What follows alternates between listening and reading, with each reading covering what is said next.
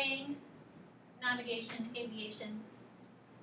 Pretty much giving you a direction. In Chelsea, you'll see that this is like the opposite of physics. Oh, that's even worse. You'll be fine. So it says the directions are generally given in terms of bearing when we're talking about navigation, aviation, surveying, kind of doing the lay of the land. Bearing measures the acute angle, which is really the same thing as a reference angle measures the acute angle. The path the line of sight makes, or the path that your object is taking, but this is with a fixed north-south line. So the angle of elevation and depression that we talked about yesterday is pretty much the complement of a bearing. So together, the two make a 90-degree angle, but they really are looking at a different portion. So a bearing goes from the north-south line, whereas elevation and depression angles go from the horizontal line. So together, they create one 90-degree angle, but they are separate measurements. They're different measurements, different locations. So just 3 examples down here to get you to kind of have an idea of what a bearing is. And then we'll look at a problem as to how we can use it. But this one says draw the diagram to match the bearing. So we're going to draw, I think that's called the cardinal rose, where you have north, east, never eat soggy waffles. Is that the cardinal rose? That's what it's called, right? Never eat soggy waffles? What's wrong with soggy waffles? There's lots of syrup on them if they're soggy. It's great. Extra syrup and extra butter. It's the way to go. So then, this says you're at the south, so you're in the southern location, the southern area. So from that south line, you're moving to the eastern direction. So the first part tells you whether you're using north versus south. The second part is the direction you're moving. So this is a 4th degree or a 4th quadrant angle. Here would be the 35 degrees. The reference angle, or the angle of depression, or the angle of elevation, would be the other angle. So the angle that goes from the horizontal, this guy here, that's the other angle. Depression, elevation, reference angle, they're all the same. So that would be the angle. So Chelsea, for you, it's like the opposite, I think. Kind of. Yeah. Anybody else have physics? You have physics too. Do you have AP physics as well? Honors physics. And have you done bearings, directions? It's Basically the same, just written maybe differently. The other way that you said that you could do it, you could do like the opposite from the east. Okay. Yes. Like 55 east, like east, 55 Yes. south, east. Yes. So the second one, we have north and then 80 degrees west. So essentially you have an XY axis that you're drawing in there. You're just thinking of it more of a directional. Now we're at the north and we're moving westward by 80 degrees. So here's the 80-degree angle. But this little guy here, that's that 10-degree angle. That would be your angle of elevation, your reference angle. So together they make 90 degrees, just kind of looking at the different part of the angle. So then the last one, again, you're at the north, you're moving towards the east by 45 degrees.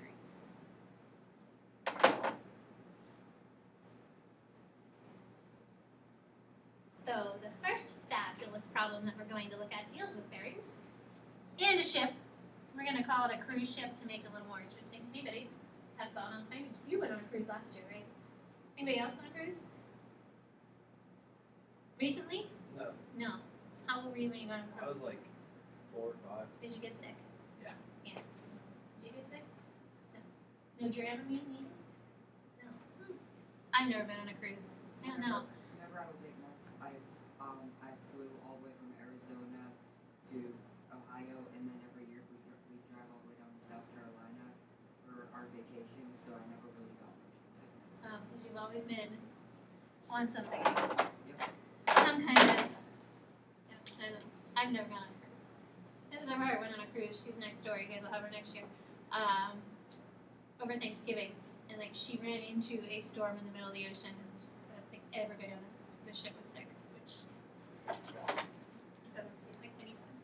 So this ship, our cruise ship, there is no storms. Well, actually, there is going to be a storm, but our pilot or our captain's gonna avoid the storm.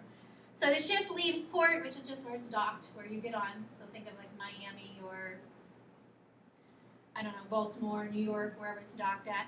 And it's heading west, so I guess it could be Baltimore or New York if it can't head west. But wherever it is, it's heading west at 20 knots, which is nautical miles per hour. So that's how speed of a ship is measured. At 2 o'clock, to avoid the storm, it changes course to north 54 degrees west. So that gives us the direction that the ship is then traveling. Find the ship's bearing, so we want to know the new angle, and the distance from the port of departure to wherever it's located at 3 o'clock. So when you draw this diagram, you can't start on the left of your page because you cannot move further left if you're already on the left of your page. And when you move to the west, you're moving to the left. So start your point somewhere in the middle or closer to the right side so that you can move west. So here's my point that it's docked at right now, and everybody's loading on the boat. And we are going to head due west, so we're going to head to the west for 2 hours. And then all of a sudden, the captain sees a storm and decides to change the course.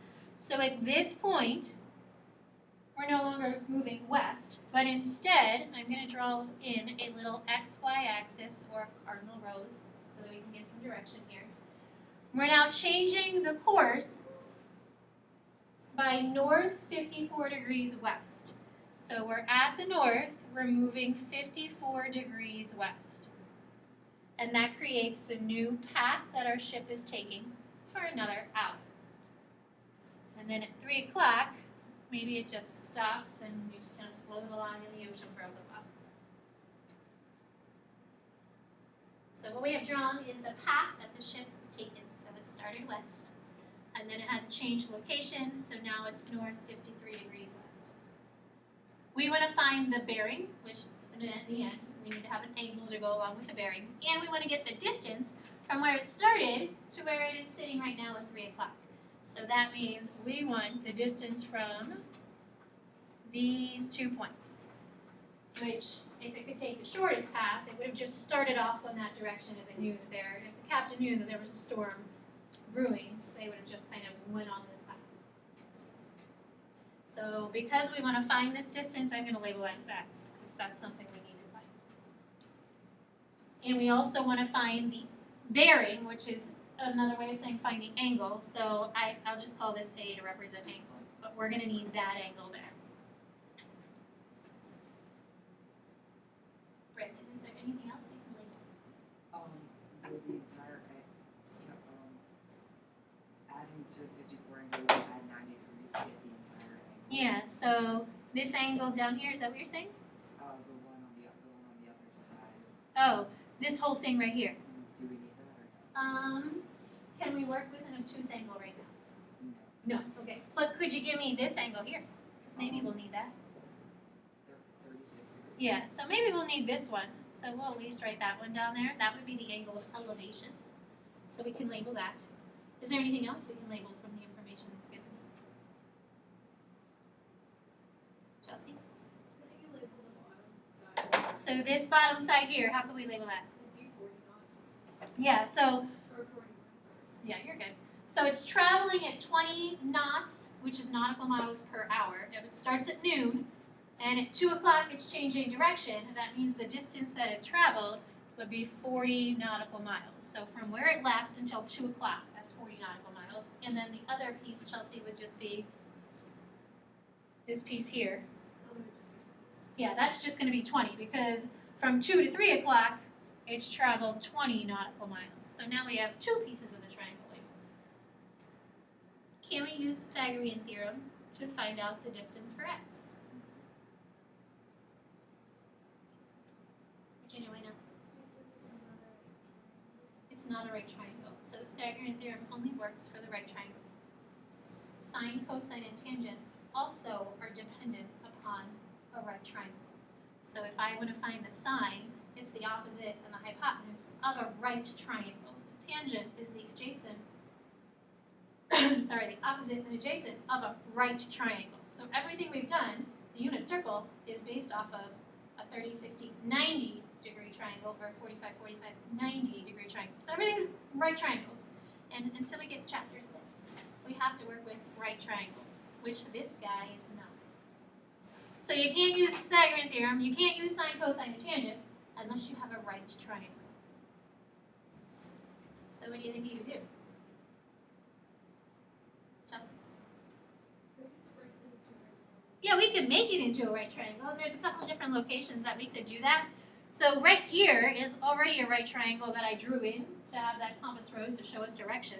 So we could at least find like a portion of this, but we can create it into a big right triangle just by tacking on an extra triangle at the end. So over here with this extra piece, if I want to find the whole hypotenuse, let's just make it into a big right triangle. So coming down, making a nice vertical line, and just extending this western location. So we're just kind of extending it. If I were just to go all the way west and then make a complete 90-degree turn and go all the way north, now we have a nice right triangle. So this angle here is the one that I said we probably would need because we want to find out these two extra pieces so that we can use the Pythagorean theorem. The vertical distance, I'm just going to use h for height. And this little distance over here, I'll use a b for the base, since it is the base and the height of the triangle. But we need those two pieces so that it is a right triangle and we can use the Pythagorean theorem. So if you have the 36-degree angle, what function would you use to solve, Brandon? Sine, So we would use sine to solve for which of those variables? H, yeah. So the sine would be the h, which is the opposite. The hypotenuse is 20, because that was the distance the ship took, or the path the ship took. And then, Brandon, the other one would be cosine, yeah. So cosine of that same angle. But now we're finding the base, the bottom part of the triangle, using the hypotenuse. So sometimes the diagram given isn't quite work for you, but you can force it to be what you need. So force it to be a right angle.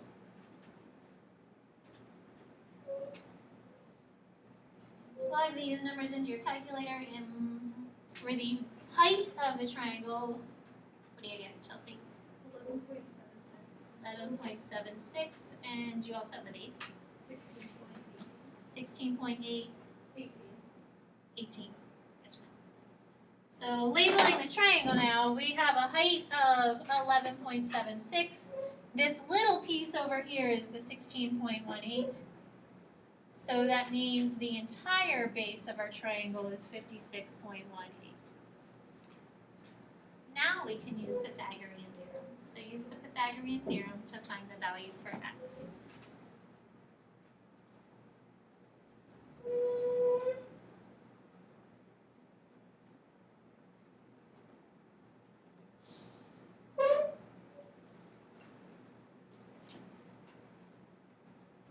What do you know what x is? X is 57.397 miles. 397.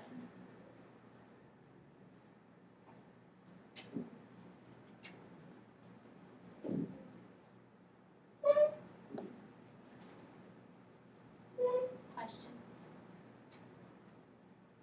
So if the ship would have just taken a direct path, knowing that there was a storm out there, it would have traveled 57.40 nautical miles in 3 hours. Questions? So we answered the second piece here. We found the distance from the port, but we still need to find the bearing. And the bearing would be from the original location, what is the angle to that location where it's sitting in the middle of the ocean? And that's this angle over here, angle A. So if you draw back in that axis, our goal is to find that outside angle. What do you need to do in order to find that outside angle that goes from the north to the path that the ship could have taken? So what would you need to find first?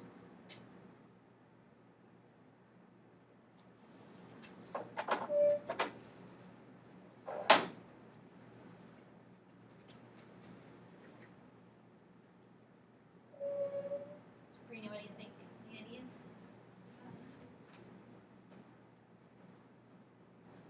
So we can't find this, how could we find this inside angle right here, that little guy? You can find, H and, what, 56.8 and, tangent, Yeah. So she said use the H value, that's the opposite, and the 56.18, the adjacent. She said tangent. And what do we have to do with the tangent function if we're finding the angle? Chelsea? you take the inverse of it. Right, we're taking the inverse of it. So the inverse tangent would be how you find the angle, because we don't know the angle right now. So anytime you're finding the angle, you need to use the inverse. You could have used sine or cosine as well. So it doesn't have to be the tangent, because we did find the hypotenuse. So you could use any of those three, and it'll give you roughly the same angle. I believe this is also, it's like 11.82 degrees, I think. So that's the angle inside the triangle, but our goal is to find the bearing. So the bearing has a direction with it, and it's that outside angle to take us like to the other side of the path, to be on the top of the path instead of the bottom of the path. So how would you find the bearing, Brandon? 90 degrees minus 11. Yeah, so you're taking 90 minus this angle, which is, Brandon, 78.18 degrees. and then what would the direction be? Do you want, So you're moving from the, do we want to change it to minutes or? no, you can keep it like that. It'd be north, And you're moving toward the west. west, yeah. Questions? So just a different perspective, I guess, to look at it. Like you're drawing the triangle, you're trying to use the bearings, but you end up having to create the right triangle that wasn't initially there. And you probably will have to do that for a problem or two tonight. Like either the diagram's given and it's not a right triangle, so you're gonna have to create it, or you're drawing a diagram that isn't initially a right triangle. Questions? So if you flip, we're gonna skip a couple of pages because I'm gonna do another. I'm gonna make sure that we get like two of the harder problems done. So if you go to page 68, so we're skipping over the harmonic motion, and we're skipping over two other examples, which we'll come back to tomorrow probably. It's a swimming pool problem. But the last problem of this section, I think it's on its own page, I think 68. So at the top of that page, we have Tim and Jim. Why not rhyme when you have two names? Are standing 150 feet apart and in line with the WDVE radio tower. So there's this tower that's plopped in the middle of the woods probably. Actually, I think there has to be space around all the towers, even like the cell towers, has to be so much space around it, but it's probably in some field. And Tim and Jim happen to be standing in line with it, and they have an instrument, which is called an astrolabe. And that measures angles, because who doesn't carry that around? I'm sure there's an app on your phone that does that, right? But they're standing and measuring the top of the tower, and Tim says, oh, well, it's 25 degrees from where I am. And Jim's like, well, it's 35 degrees from where I am. And they want to calculate the height of the radio tower, because that's what they do. Why not? To the nearest tenth of a foot. And again, draw the picture to represent the situation. So pick a spot for your radio tower. Tim and Jim need to be on the same side. So you don't have one guy on one side and one guy on the other, and they're screaming way across from each other. So they're on the same side. It doesn't matter which side you start. If you like working on the left and moving to the right, that's fine. But that's my interesting radio tower. So, however you want to draw your radio tower, that's mine. So in line with this radio tower is Tim and Jim. So here's my radio tower. They're standing in line with it, somewhere over here on the right side. If you had one on the left and one on the right, then you put one guy on the left side, one guy on the right side. So the radio tower would be in the middle. How do you know who is closer, Brandon? Jim is closer because the angle is larger, which means you're going up more to get. Exactly. So the steeper the angle, the bigger the angle, the closer you are, because you need to look up further to get to the top. So that means Jim is closer, his angle is 35 degrees. So there is Jim. Tim is further away by an extra 150 feet. Bless you. So it tells us that there's 150 feet in between the two of them. So right here is Tim. And again, from the tip of the tower to Tim is 25 degrees.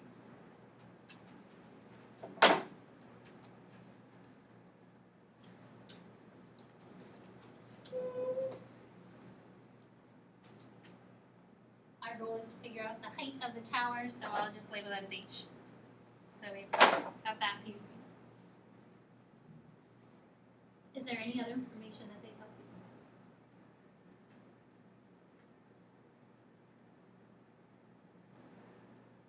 Anything else we can label or that we know about the diagram?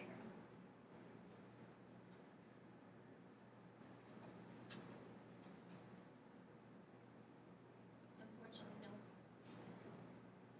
So we have to try and figure out how we're going to find H just with this information. Again, you might have to add something extra to it. Brandon? Is there a direct correlation for how many feet are in between a certain amount of degrees?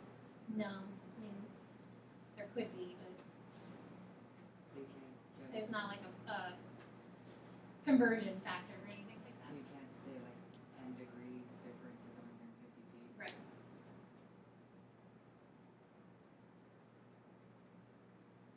But that, I mean, that's something to think about. Any other ideas? Virginia?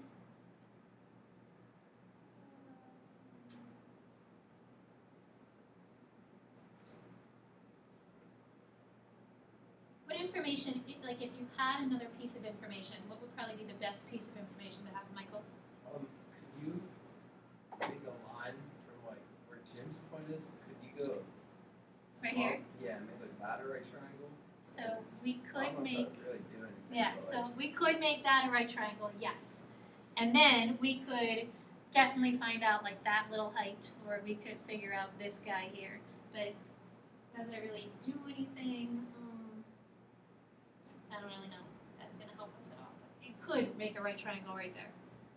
But like if there was a piece of information that it could tell you, what would be like a beneficial piece of information to have, Virginia? Distance between Jim and the tower. Yeah, if we knew the distance between Jim and the tower, then we could easily solve this problem. So since that's a piece of information that would be pretty beneficial to have, and we don't know it, I'm gonna label it as an X. Because if we did have it, then we could definitely try and solve something. So this is, we're gonna just label it as X and see if we can try and use it. So even though this is labeled as X, looking at this triangle on the left side for Jim, how would you write an equation for that triangle, Virginia?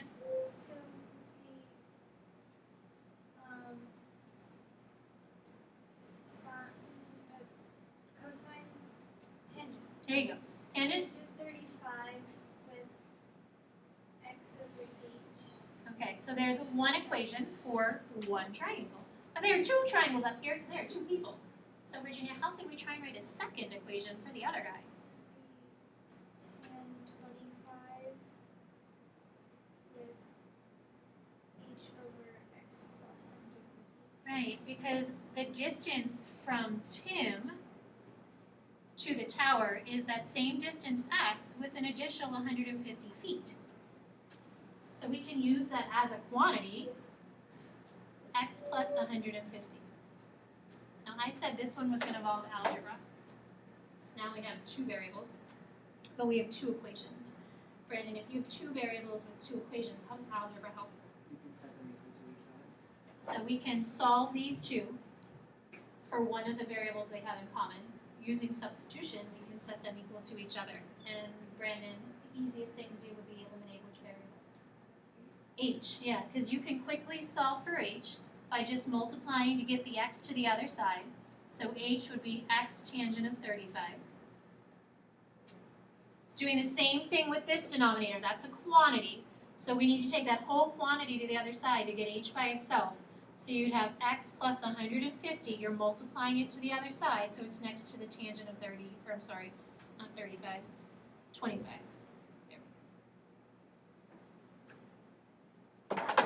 So algebra substitution says if you have two equations that are equal to the same variable, you can wipe out that variable and set the equations equal to each other. So we've done the trig stuff. Now we're going to go back and see if we can apply the algebra. So one equation is x tangent 35. We're putting that equal to the other equation, the quantity x plus 150, tangent of 25. And now you have to figure out how to algebraically get x by itself. That's really algebra. The goal of a lot of algebra is to solve for x. You just solve for it using different functions. So how would you solve for x?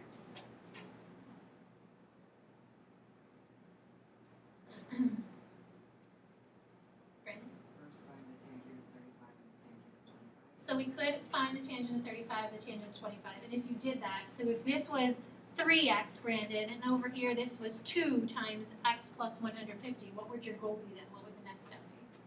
Distributed throughout the parentheses. What other D word could you use instead of distribute? Divide. Divide. So we're going to try and group these tangents together so that we can divide them. The less rounding, the better.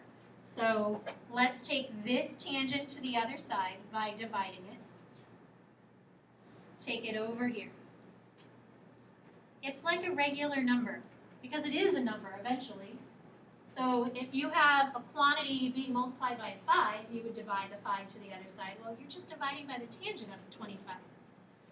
So over here with x, both of these values are being grouped with x. You can divide them. So in your calculator, take the tangent of 35 divided by the tangent of 25. No, you can't subtract the angle values and make it the tangent of 10. It doesn't work like that. Or you can't divide the angle values, but you can physically take the tangent of 35 and divide it by the tangent of 25.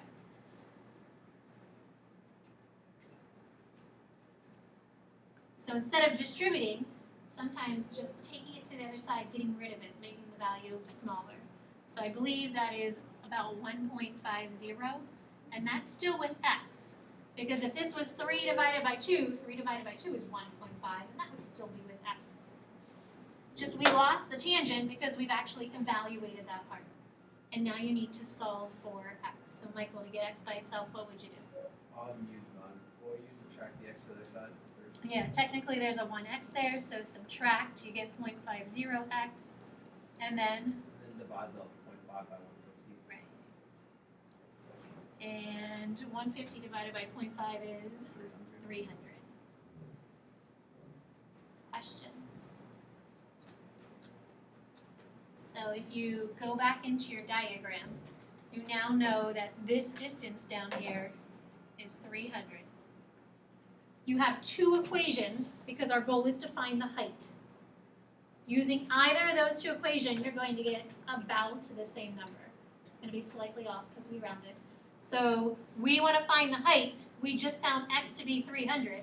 So to calculate the height, we could take 300 times the tangent of 35.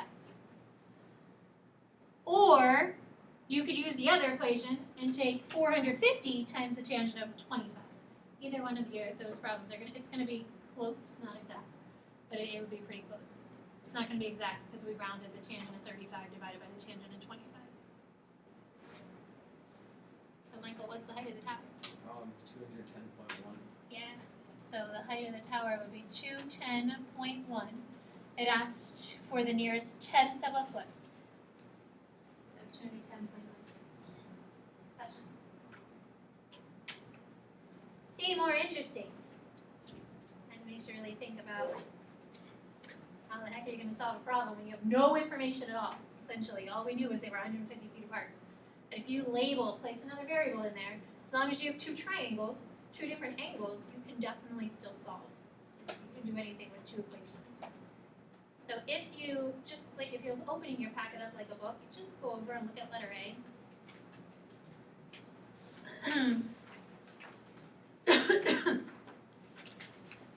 This one is like a basic problem. This is what I consider pretty straightforward. There's not even words to go along with it. Applications just says solve the right triangle, so yeah, technically there's words. So we have an angle A, and then a side B. It says draw a picture to represent this situation. We have a right triangle, so we need to draw a right triangle.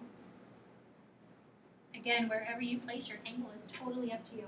I just like working from the left to the right, and work the other way around. One of those angles has to be A. Nick, where do you want angle A to be? On the top or the bottom right? On the bottom. Bottom? Okay, so right here's angle A. And it's 34 degrees and 12 minutes. But we just said, like number 13, that we have to convert this by dividing it by 60 so that we get an angle in degree decimal form. So Brandon, what is 34 degrees and 12 minutes? 0.2. So 34.2 degrees. So angle A would have side A across from it. You might as well keep your variables the same. The angle is the uppercase, the side is the lowercase. And then side B would have to be across from angle B, and side B is 19.4. And since we have A and B, we might as well use C. So when you're labeling a triangle, uppercase angle, lowercase would be the side across from the angle, its matching value. So draw the triangle to represent this situation. Check mark, we did that prior. And then when it says solve the right triangle, that just means find the other sides. So if it's saying to solve the triangle, you need to find the other pieces.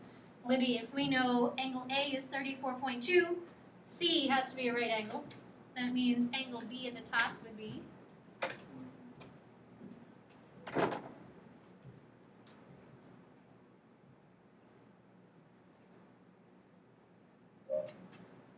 Be 55.8. 55.8. So now we have angle B.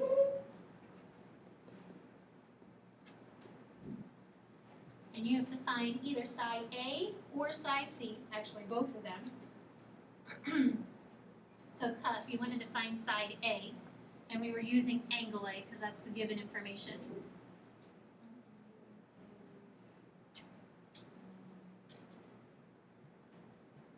So what side is this compared to this? Opposite and adjacent. So opposite and adjacent would be tangent, yeah. So tangent of the given angle, 34.2 degrees, would be equal to A over 19. So we would calculate A.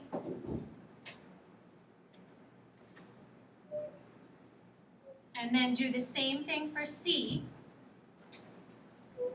except that we have the adjacent and the hypotenuse, so that's cosine.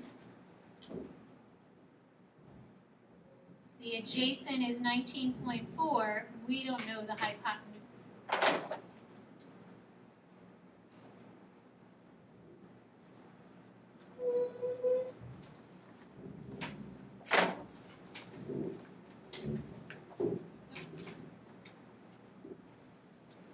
So the value you should get for A is 13.18.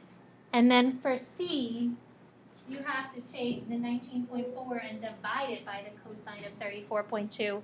And that number is 23.46. And they're in centimeters. So make sure you have those labeled as centimeters that was given.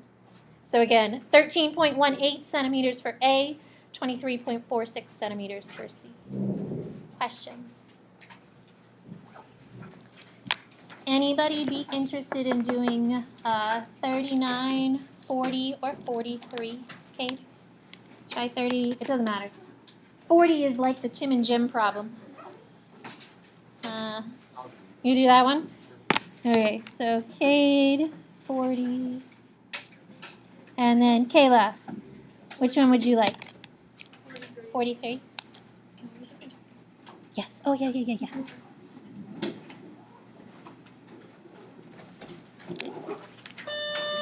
Have an awesome day.